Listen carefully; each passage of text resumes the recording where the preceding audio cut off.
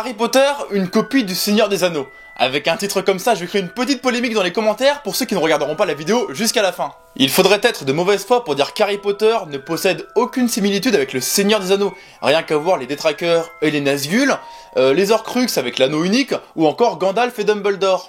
Il faut savoir que Tolkien, avec son univers, a créé une véritable mythologie moderne, et c'est donc normal que les auteurs du fantastique s'inspirent de ce pilier de la littérature. D'ailleurs, on retrouve assez souvent le concept du anti-héros tel que Frodon, comme dans Harry Potter, dans Eragon, dans Percy Jackson, dans Le Monde de Narnia, qui a été au passage écrit par Lewis, un grand ami de Tolkien, ou même plus récemment dans Miss Peregrine. Attention, je dis s'inspirer et non copier ou plagier. C'est normal que des artistes, que ce soit des auteurs ou des cinéastes, s'inspirent des références de leur genre pour ensuite créer une œuvre à leur image.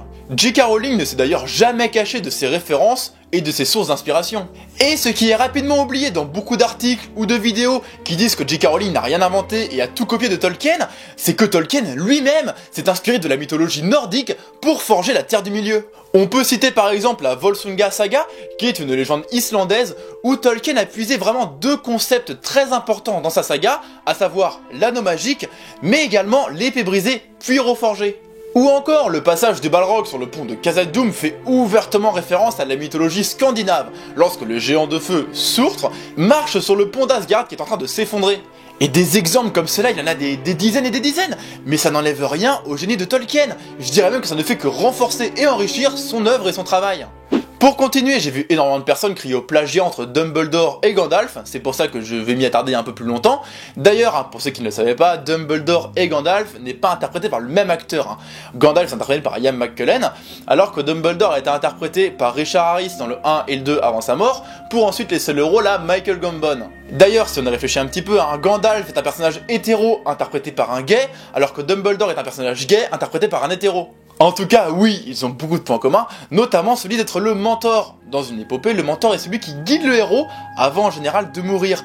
Et c'est même à ce moment précis que le héros prend réellement conscience de sa mission au sein de l'aventure. Dans Le Seigneur des Anneaux, lorsque Gandalf le Gris meurt, on voit vraiment Frodon prendre la décision d'emmener l'anneau jusqu'au Mordor pour le détruire. D'ailleurs, dans le film de Peter Jackson, la scène est parfaitement illustrée lorsqu'on voit Frodon prendre de l'avance par rapport au reste de la communauté de l'anneau en sortant de la Moria.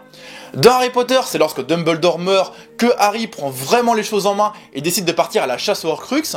Même pour élargir de notre saga mythique dans Star Wars, c'est lorsque Yoda meurt que Luke prend réellement conscience de son importance et se rend compte que c'est le dernier Jedi de l'univers. Et c'est à ce moment précis qu'il a la force et la sagesse nécessaires pour aller affronter Dark Vador et l'Empereur. En tout cas, le rôle du mentor est essentiel et surtout très courant dans une épopée. Donc dire que Dumbledore est une copie de Gandalf parce qu'ils remplissent le même rôle du vieux sage est un argument qui ne tient pas.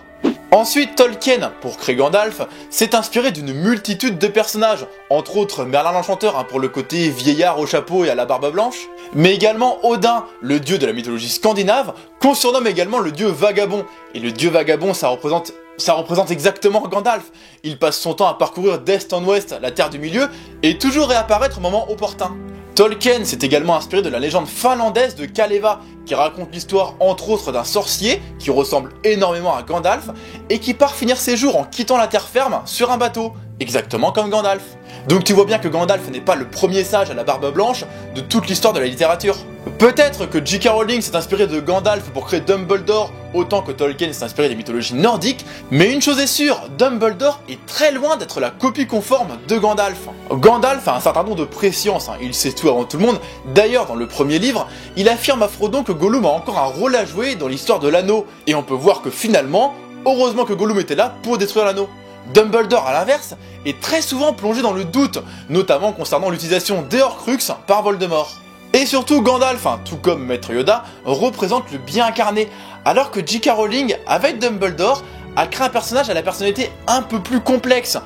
On peut notamment remettre en question sa manière d'utiliser Harry pour arriver à ses fins, mais surtout son passé assez sombre avec sa sœur Ariana décédée. Je dirais même que J.K. Rowling a été en rupture par rapport aux autres mentors du fantastique en créant Dumbledore qui est loin d'être irréprochable. Comme tu l'as bien compris à travers cette vidéo, je n'accuse en aucun cas J.K. Rowling d'être une copieuse. D'ailleurs, je vais t'expliquer un raisonnement assez représentatif. Gandalf vient d'un poème appartenant à la mythologie islandaise, et cela veut dire sorcier-elfe. Tolkien a aussi choisi ce nom pour mettre à l'honneur ses sources d'inspiration. Et devinez où J.K. Rowling a découvert le nom de Dumbledore ? Et bah oui, dans une œuvre de Tolkien, et plus précisément les aventures de Tom Bombadil. Alors si ça c'est pas un beau clin d'œil. Pour finir, j'avais déjà organisé un concours sur ma vidéo de la critique des animaux fantastiques, d'ailleurs je mets le lien ici, et j'ai décidé de renouveler l'expérience et d'offrir par tirage au sort à un gagnant la tasse de la carte du maraudeur qui change de couleur lorsqu'on met du liquide chaud à l'intérieur. Alors pour participer c'est très simple, tu vas sur notre page Facebook David et Mumu, tu vas sur le statut qui sera un extrait de cette vidéo avec marqué jeu concours numéro 2, tu likes ce statut, tu le partages sur ton mur. Tu peux également laisser un commentaire gentil, mais c'est pas obligatoire. Et ensuite, je ferai le tirage au sort dans 2 ou 3 semaines. Bon allez, bonne chance à tout le monde et à bientôt.